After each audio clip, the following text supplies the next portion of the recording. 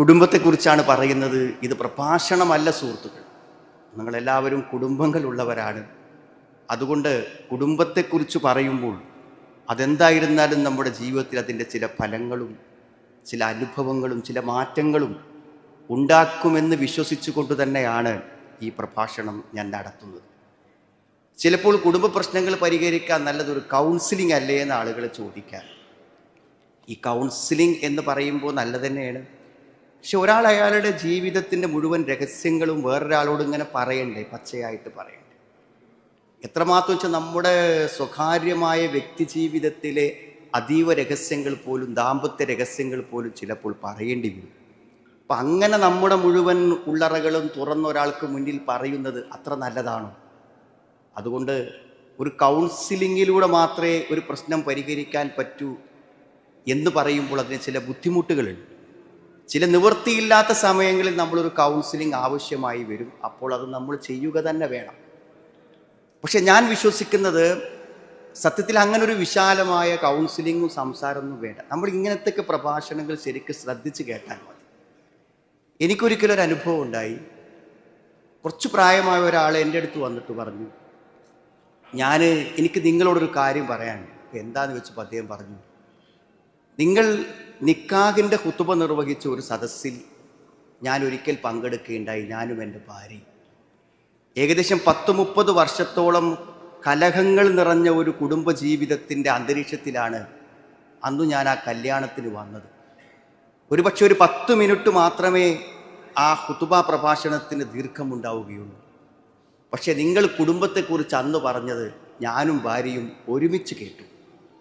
അന്നു മുതൽ ഒരു പുതിയ വിവാഹം കഴിച്ചതുപോലെയാണ് ഞങ്ങൾ ഇന്ന് ജീവിച്ചു കൊണ്ടിരിക്കുന്നത്.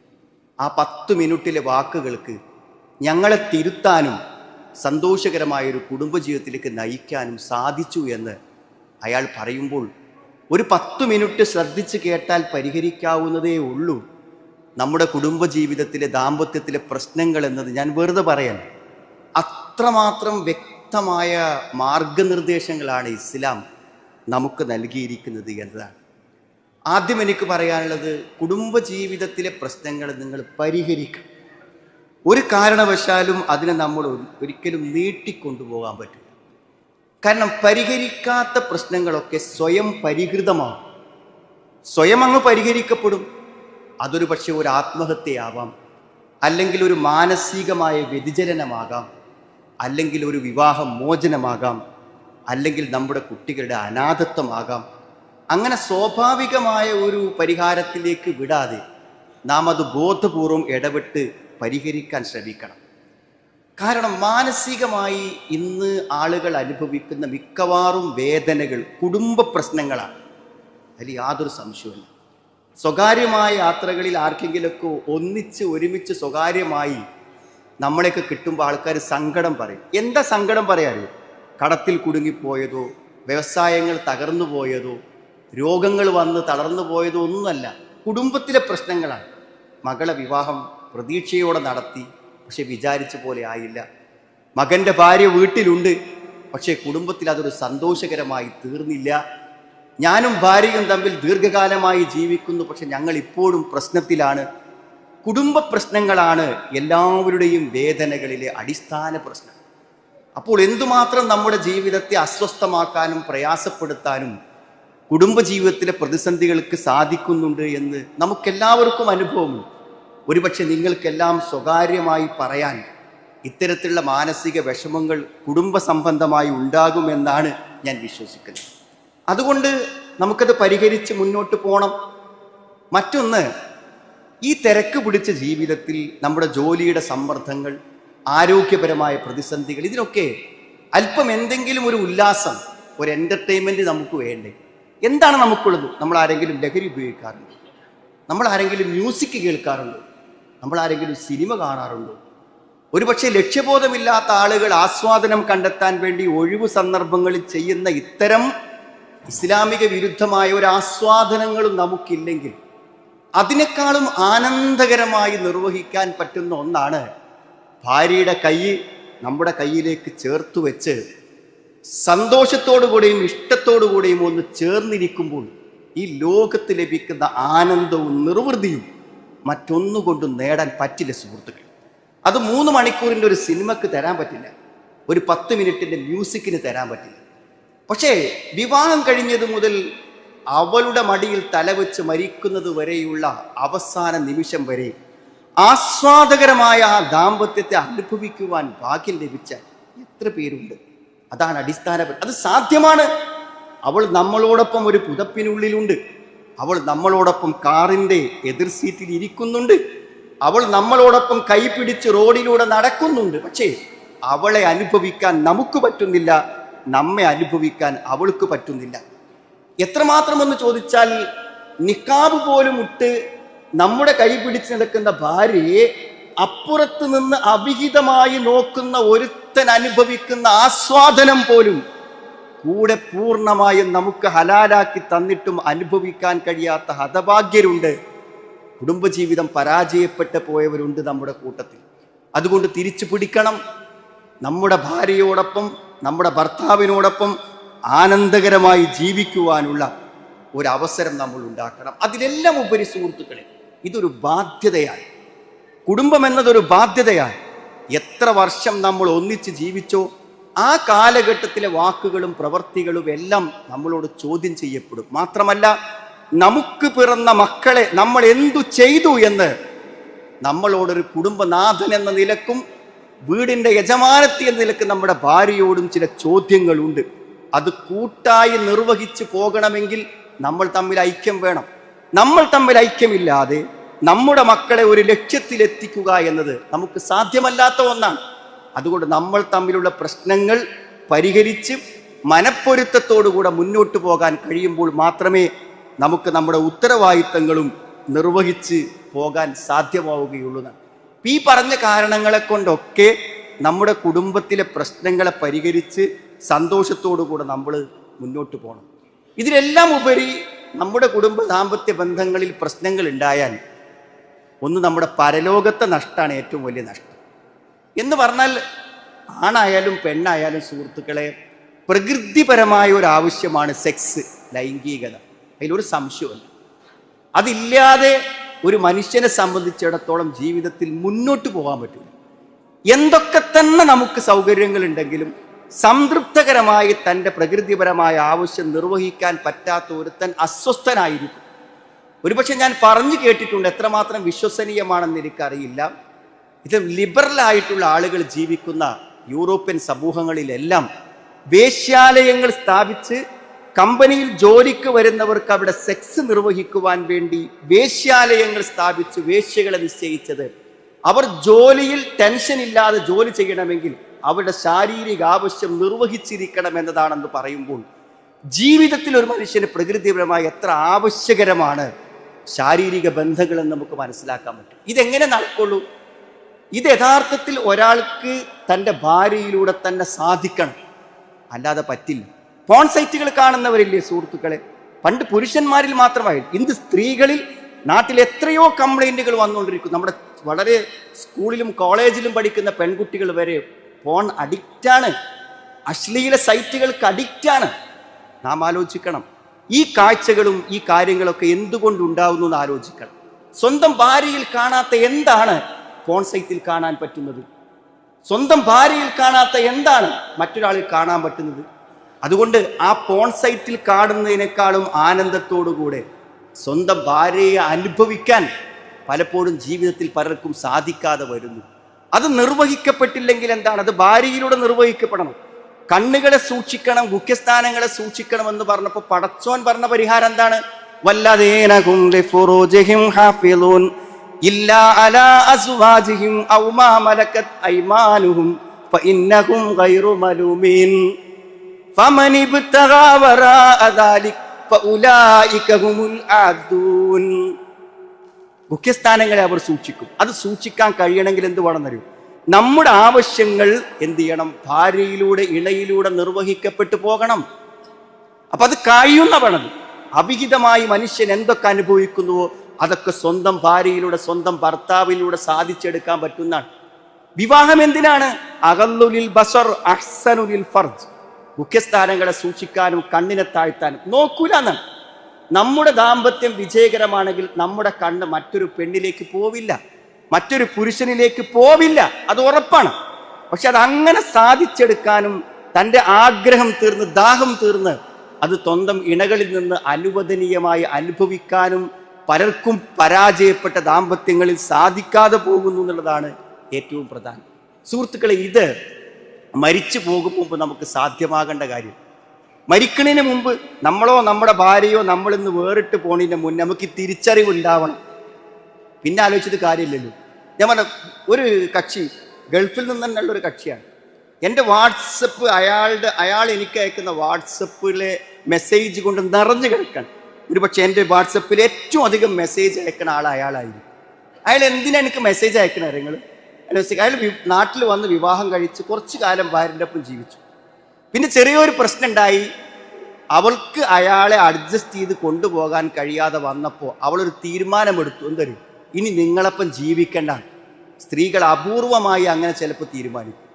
ആ തീരുമാനമെടുത്ത് ഒപ്പം ജീവിക്കേണ്ടെന്ന് തീരുമാനിച്ച് ആ മെസ്സേജ് കിട്ടിയപ്പോഴാണ് അയാൾക്ക് അവളെ വില മനസ്സിലായത്. അവളെ നഷ്ടപ്പെട്ട വേദന കൊണ്ടാണ് അയാൾ എനിക്ക് മെസ്സേജ് അയക്കുന്നത്. ഇനി എനിക്ക് മെസ്സേജ് ചെയ്യാനുള്ളത് എന്താണ്? അവൾ നിങ്ങളെ പ്രഭാഷണങ്ങളൊക്കെ കേൾക്കും, അതുകൊണ്ട് നിങ്ങൾ പ്രസംഗത്തിൽ ഇന്നത് പറയണം എന്ന് ഓരോരോ ആഴ്ചയും എനിക്ക് അയാൾ ഹിംസ അയച്ചു പറയാനുള്ള ഹിംസ. ഒരു പക്ഷെ ഒരു ഭ്രാന്തനെ പോലെ പെരുമാറുന്നുവോ എന്ന് പലപ്പോഴും അയാളുടെ മെസ്സേജ് കാണുമ്പോൾ എനിക്ക് തോന്നാറുണ്ട്. എന്താ സുഹൃത്തുക്കളെ, കൂടെ ജീവിച്ചൊരു ജീവിതത്തിന് വേണ്ടി കെഞ്ചിയപ്പോൾ മനസ്സിലാകാത്തത് അവൾ തീരുമാനമെടുത്തപ്പോൾ അയാൾക്ക് മനസ്സിലായി. നമ്മളോ നമ്മുടെ ഭാര്യയോ ഇണയോ വേർപെട്ട് ഒരു രാത്രി അവൾ കബറിലും ഒരു രാത്രി നാം വീട്ടിലും ഉറങ്ങുമ്പോൾ അവളുടെ വില നമുക്ക് മനസ്സിലാകും, നമ്മുടെ വില അവൾക്ക് മനസ്സിലാകും. പക്ഷെ അന്ന് മനസ്സിലായിട്ട് എന്ത് പ്രയോജനമുള്ളത്? ഇതിൽ കാര്യമുള്ളൂ. അതിപ്പോൾ ചിന്തിച്ച് കേട്ട് മനസ്സിലാക്കി നമുക്ക് തിരുത്താൻ പറ്റുമ്പോഴാണ് യഥാർത്ഥത്തിൽ നമുക്ക് എന്ത് ചെയ്യാൻ ഒരു മാറ്റത്തിന് സാധ്യമാകുന്നത്. അതിന് മുമ്പ് നമുക്കത് സാധിക്കണം. എങ്ങനെ നമുക്ക് നമ്മുടെ ദാമ്പത്യ ജീവിതത്തെ മെച്ചപ്പെടുത്തിയെടുക്കാം? അതൊരു വലിയ ഫിലോസഫിയോ മനസ്സിലാകാത്ത തത്വശാസ്ത്രം ഒന്നും അല്ല സുഹൃത്തുക്കളെ, സിമ്പിളാണ്.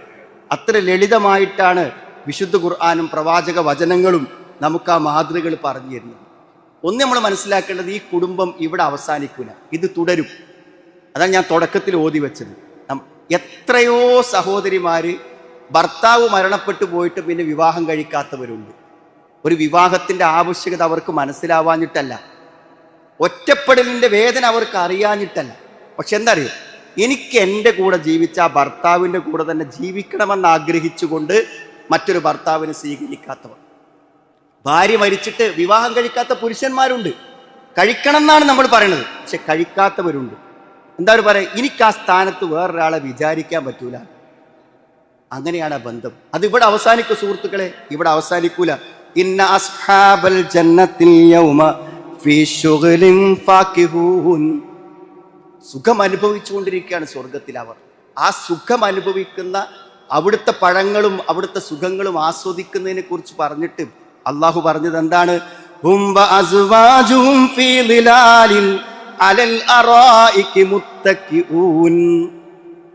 അവരവിടെ അങ്ങനെ ചേർന്നിരിക്കും. ഒന്നുമില്ല സുഹൃത്ത്, അവിടേക്ക് അടുക്കളയിൽ ജോലിയില്ല, നമുക്ക് കമ്പനി പോകേണ്ടതില്ല. അള്ളാഹുവിൻ്റെ സുഖാഡംബര ജീവിതത്തെ അനുഭവിച്ച് ഒന്നിച്ചു കട്ടിലിൽ ചേർന്നിരുന്ന് വർത്തമാനം പറഞ്ഞ് ആസ്വദിക്കുകയാണ് അവർ ജീവിതത്തെ. അതാ പടച്ചോൻ പറഞ്ഞത്, സ്വർഗത്തിലെ ഏറ്റവും വലിയ ആസ്വാദനാണ് ഇണയോടൊപ്പമുള്ള ഇരുത്തം. അത് അള്ളാഹു അവിടുത്തെ കണ്ണുകൾ കാണാത്ത, കാതുകൾ കേൾക്കാത്ത, ഹൃദയങ്ങൾക്ക് നിനക്കാൻ പറ്റാത്ത സുഖങ്ങളുടെ കൂട്ടത്തിൽ അള്ള എണ്ണിപ്പറഞ്ഞൊരു സുഖമാണ്. ഒന്നിച്ചിരിക്കുന്നു. മരിച്ച് മയ്യത്തിന് മുന്നിൽ കിടത്തി എന്താ നമ്മൾ പറയാ? അല്ലാഹുമ്മ അബ്ദിൽ ഹുദാരൻ ഖൈറൻ മിൻ ദാരിഹി വഅഖ്ലൻ ഖൈറൻ മിൻ നഹ്ലിഹി വസൗജൻ ഖൈറൻ മിൻ സൗജിഹി. എത്ര അർത്ഥവത്താണ് സുഹൃത്തുക്കളെ. ഒറ്റക്കാണ് പോണതെങ്കിലും ഒറ്റക്കല്ല പോണത്. സ്വർഗത്തിന്റെ വാതിൽക്കൽ കുടുംബത്തെ കൂട്ടി ഒന്നിച്ച് സ്വർഗത്തിലേക്ക് പോകാനാണ് പോണത്. മരിച്ച് കബറിലേക്ക് വെച്ച് മണ്ണ് മൂടി ഇനി തുറക്കപ്പെടില്ലെന്ന് തോന്നിയപ്പോഴും കണ്ടുമുട്ടുമെന്ന് നമ്മുടെ പരലോക വിശ്വാസം നമ്മളോട് പറഞ്ഞ പ്രതീക്ഷയിൽ ഉമ്മയെ കാണാൻ, വാപ്പയെ കാണാൻ, പ്രസവിച്ചിട്ട് ബോധം തെളിയും മുമ്പ് ആളുകൾ എടുത്തുകൊണ്ടുപോയ മരിച്ചുപോയ തൻ്റെ പിഞ്ചോമനയെ കാണാൻ ആഗ്രഹിക്കുന്ന മാതാക്കളുണ്ട്.